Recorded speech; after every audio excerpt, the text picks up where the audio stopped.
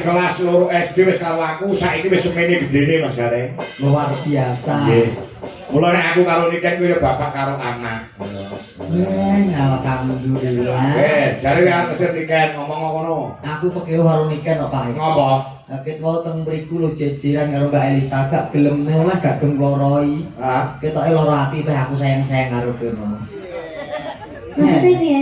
Kowe gelo karo aku, aja ngono ah. Gak apa-apa, gak apa-apa. Aku mau karo Mbak Elisa ya guyon cukup tekan mati ya.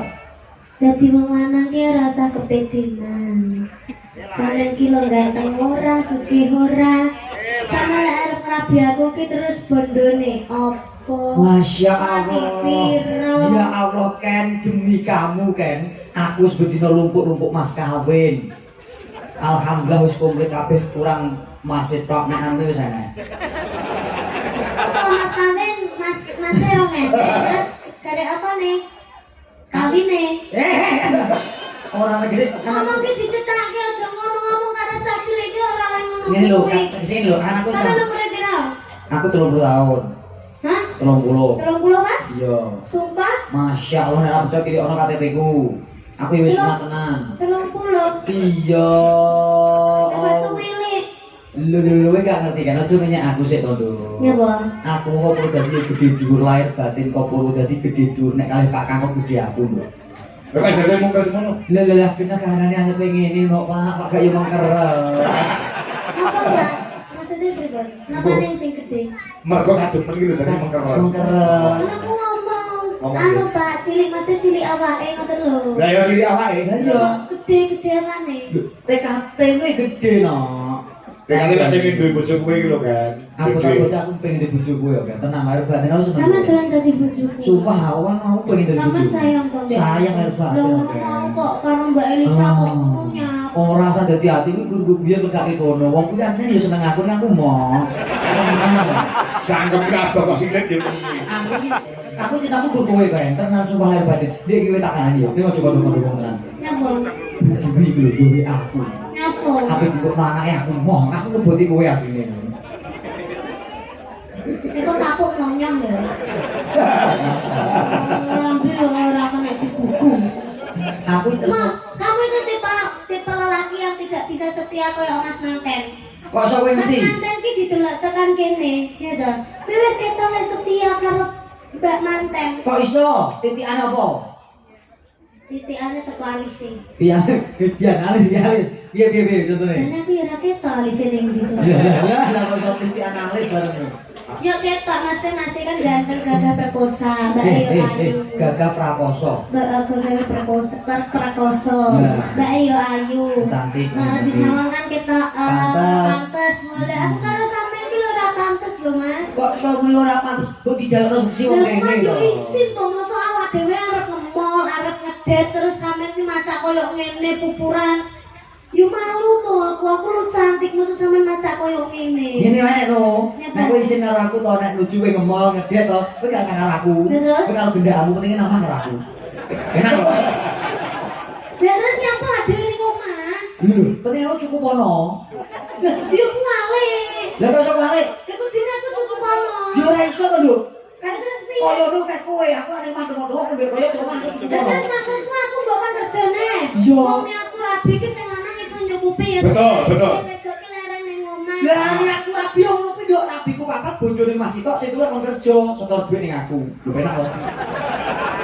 Lho, wong lanange duwe tanggung jawab sing gedhe. Nek perlu wong wedok iki kon ning omah ongkang-ongkang, wong lanang sing golek kaya, golek duit nggo ngopeni bojo sing ning Putri omah. apa nggak kerja, Pak? Heh? Putri apa nggak kerja? Lek tinggal ra gelem kok. Alah awake ibu-ibu kuwi lho. Betul kowe. Betul piye? Bukti kudune nang omah, jenengane aja gelem nek nyambut gawe, kuwi jenenge wong lanang gak setia. Nah, masalahnya Pak Kakku lek ora ditunggone rebut duwe yo ngono kuwi lho ngene. Kenapa? Ini berarti warna-warna. Ora kuwi biyen saiki wis ora. Wah. Kok Lucut aku. Gak biyen yo ora saiki yo ora. ora boleh iki ora. Enggak boleh. Enggak boleh. Harus setia. Harus setia. Setia terhadap pasangan selamanya. Alhamdulillah. Ya kaya Mbak Manten karo Mas Manten Pak kuwi. Manten nomine sinten? Mbak Manten Mbak Dwi Lestari. Mbak Dwi. Dwi iki loro. Loro iki tegese jodoh. Lestari iki selamanya. Wah, berarti Berdene ngono. Ngono. Lah, masya Iso Allah. garing ket mau ora merdekne Nek jeneng. guru ngerti kuwi lah. Dan Mbak Dwi Lestari wis diredekne ganti masih jenenge Mas Sopo.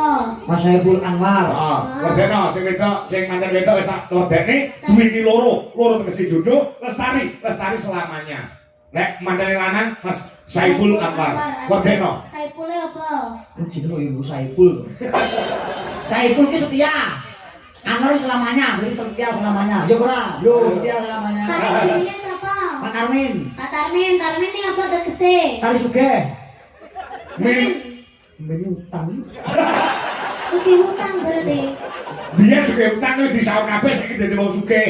Ngono. Oh berarti aku ganti jeneng. Garis piye? Tar plus. Tar plus. Yo.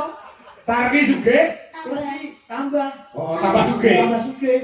Sadurunge wayangan sampe nanggap wayang sik tarmin, bar wayangan dadi tar plus. Plus. Ibuke Bu. sapa? Bu. Kami. Katmi. Heeh. Kati stop. Yo kati stop. Mi. Keriting. Ana apa TV ono ngene Katmi. Apa kuwi? Keriting anu. Keriting. Iki bapak kumpul. Bukan jenenge stop keriting berarti saiki Pak bukan mi ngene bukan saiki lurus. Oh iya, stop Stop keriting. keriting. Oh, wis ae bonding kok. Ora omong iki. Bu, mana bu? Masya Allah. Sapa nih? Baik. Baik, selamat. Selamat ya, Bo. Selamat ngarep, selamat gurih, selamat kabeh. Ya, siap. Ditungake muga-muga kabeh sehat selamat. Amin ya rabbal Untuk alamin. kedua teman-teman mugi-mugi langgeng. Amin. Sakinah mawaddah warahmah sampai akhir hayatnya maut yang memisahkan. Amin. Sing penting bahagia.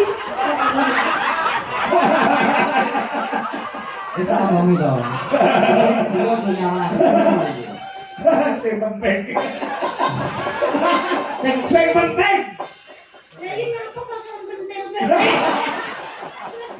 Lucu tuh, Mas. Sing penting bahagia Ya. selalu, jangan tukaran. Ya, makanya kan aja nyaman. Kan kamu grogi masalahnya. Nyai. Nah, pokoke bengi iki nek manten wedok, kuwi nek ora enek mikir salindri, mending ora wayangan. Kuwi tak ono manten wedok. Inggih to, Mbak. Mungkin mriki nggih, Mbak. Napa sakniki? Nah, sakniki nek ono dokumentasi. Ah, tidak mriki kali manten kakung ngono nggih. Iya ya. Ah, ya. Makanya Mbak Nike ben kesoten dadi dokumentasi. Lho, Ya. kan ya. Ya. Iki sing nonton wong sak dunia lho. Masya Allah. Ora Pak ora sak dunia. Lah, Iki Iran karo Israel gak mau nonton stream. turun. Ayo, Mbak Manten, Mas Nene.